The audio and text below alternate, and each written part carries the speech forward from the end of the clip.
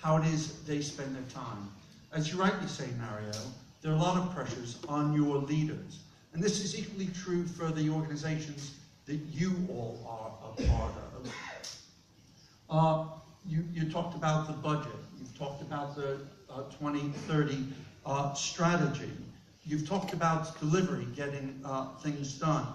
At the end of the day, how a leader spends their time signals to their organizations what matters. The fact that the mayor engages week in and week out with getting results in the progress that you are making against your 35 priorities is a signal that results actually matters.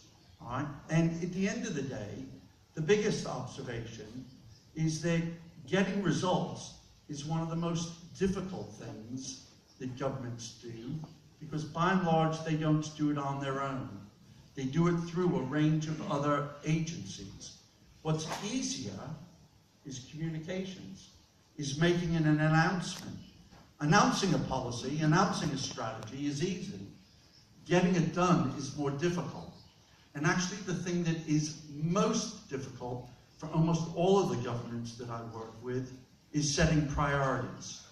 You mentioned 100, you mentioned 35. One of the countries Mariana and I worked with had 296 when we did an analysis of their documentation. The final thing I'd say about this is that if everything is a priority, nothing's a priority. All right? In the United Kingdom, when I worked there, we had 30. And my view is that was too many. All right? Focus is the key. And actually getting to those priorities is probably one of the most difficult things that all of the countries, Canada, US, Korea, I've worked with, actually does. So that's one. The second lesson is setting goals and having good policies doesn't get results. All right? Publishing a policy, publishing a document, setting the goals, all right, doesn't actually get you the results you're after. I use, for an example, one of the 35 priorities that you've said is educational achievement, mathematical educational achievement here across the city. You can have a policy for that. You can have a strategy for that. But unless parents and teachers and school leaders change their behavior, that policy will be meaningless. And so in a very real sense, ensuring that you're listening and working with the people that are actually going to deliver the policy, right? Unless you actually engage in that way, the results will never actually accrue. In the United Kingdom, for example, we're 10,000 mathematics teachers short in the secondary sector. So setting our national strategy for achievement in mathematics is completely meaningless unless we bridge that gap. In Nigeria, I'm working with them, they're 500,000 teachers short in terms of getting teachers to their rural communities and actually getting their kids into schools, a problem you've solved here. So in a very real sense, you need to go beyond setting the high-level strategies and the high-level priorities. The third lesson is actually about thinking system. What I mean by that is that all improvement means change. And all change means that somebody within the system needs to change their behavior. And what we've learned over the years is that change happens top down, bottom up, and horizontally at the same time. And unless you pay attention to all three of those, you'll get nowhere. What I mean by that, all right, is that the top down is about the leadership from the federal government or the city government or whichever government that you're working in, all right? And the debate is, does that top down, is that where the change is driven from? But actually we know that in any system, frontline services are delivered at the front lines. It's teachers, using the example earlier on, who will get better results in schools, not the government. So unless you get bottom up, unless you engage your teachers in terms of that change, it'll never work. All right? But actually, what we've come to learn, and what's very impressive about what you've been outlining, Mario, is the recognition that the horizontal rather matters. I described government, all right, and leading a government as conducting an orchestra where every ministry thinks they're a soloist, all right? And they may actually not be working from the same school, all right? And if you want it to work, you need to get the government to work as an orchestra as a whole. They need to work together. They need to work collaboratively. One of your priorities is actually reducing traffic fatalities, all right? In order to reduce traffic fatalities, you'll need your Ministry of Transport, in terms of looking at roads, all right? You'll need to get your schools to work with the children within the school.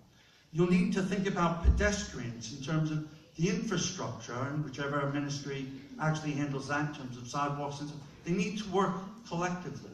And probably the worst example I've ever come across was when I was working in the United Kingdom. I visited one of our northern cities where we were doing a lot of regeneration. We were trying to really build the city in much the same way you are here. And we had a lot of different ministerial projects going on. And I visited this primary school, elementary school, which was absolutely state-of-the-art. We were working with the community to actually ensure that the educational provision was better. It was just a bit like this building here. Absolutely state-of-the-art in terms of the environment that these young people were in. The problem was the Department for Communities, which actually handled all of our housing, had ripped down all of the houses around this school because they were regenerating and rebuilding them. So the school had no children, had very, very few children. All right, they just didn't align the way in which the development was actually happening. That's the horizontal. The fourth is actually using data for learning. We'll hear a lot from Beth and from others later on today about the use of data, and a lot of evidence that you've talked about is within the very rich data environment that we now live in. What I see in the lesson that I've learned over the years is that data can be used primarily for two different purposes. One which is about accountability in terms of holding the system and people to account. The other is actually for learning. And I've come to realize over many, many years that it's actually more powerful if it's used for learning and for problem solving. Of course you want to hold people accountable. And so the question is, when the data is telling you that your trajectory, your progress is off track, do you kick people in the shins, or do you actually work collectively with them in terms of problem solving where it is they are?